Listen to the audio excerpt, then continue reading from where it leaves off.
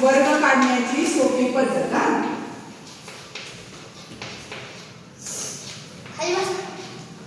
वर्ग काढण्याची सोपी पद्धत.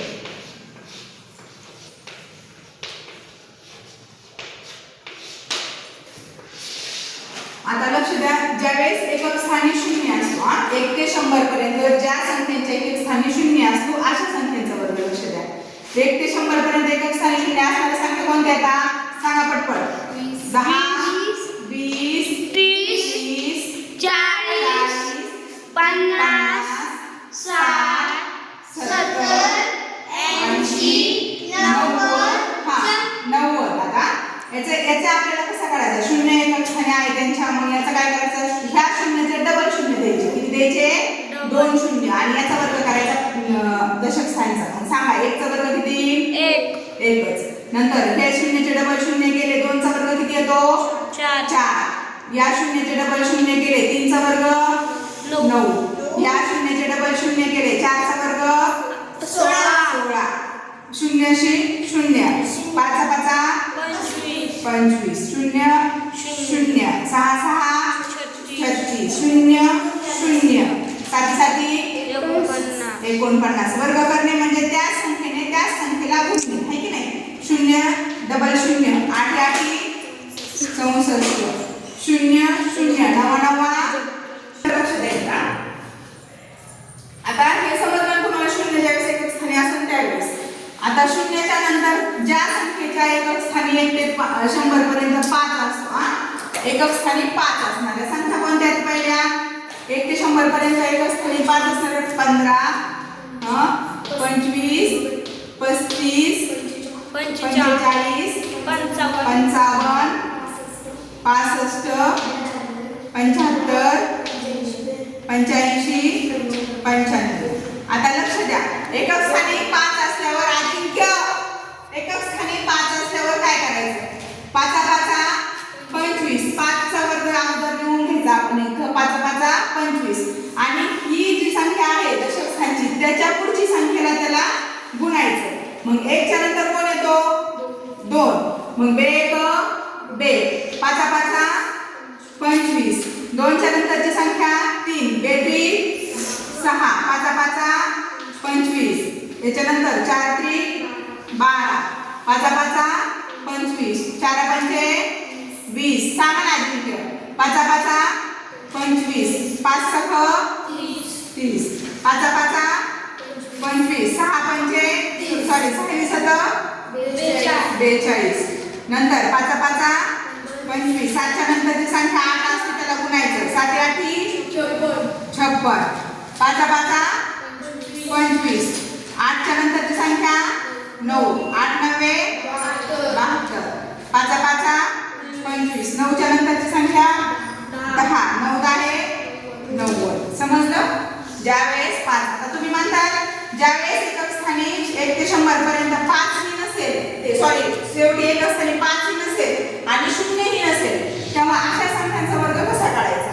म्हणजे बघा 32, 48, 44 यांचा वर्ग कसा काढायचा? मग आता 32 चा वर्ग आपल्याला काढायचा आपल्याला. मग 32 चा वर्ग काढताना आता काय करणार आपण? ह्या 2 चा वर्ग किती आहे? 4. 3 चा वर्ग 9. त्याच्यानंतर आता याच्यामध्ये आपल्याला काय करायचं? 3 चा वर्ग लिहायचा, 2 चा वर्ग लिहायचा आणि त्याच्यानंतर यांचा दोघांचा गुणाकार करायचा. 3 दुने आणि 6 आणि परत त्याला 2 ने गुणायचं. 12. इथे किती आले? 12. याच्यामध्ये शेवटची संख्या किती आहे? 4. त्याच्यानंतर ही 2 आणि 3 आणि हे 9 अशी 9. एकदा करून पहा. पॉज कर. आता 32. चला लक्ष द्या. आता 0 आणि 5 एकक स्थानी नसताना वर्ग काढायचा आपल्याला. मग आता आपण घेऊ दुसरा 38, 44, 56. यांचे आपल्याला वर्ग काढायचे. मग आता 38 चा वर्ग काढू आपण. याचा वर्ग काढताना काय करावं लागतं? 8 चा वर्ग किती असतो? 8 8 64 द्यायचा. 3 चा वर्ग 3 3 9. या दोन्हींचा गुणाकार करायचा. 8 3 24. 24 आणि परत त्याला 2 ने गुणायचा. 24 दुने 48.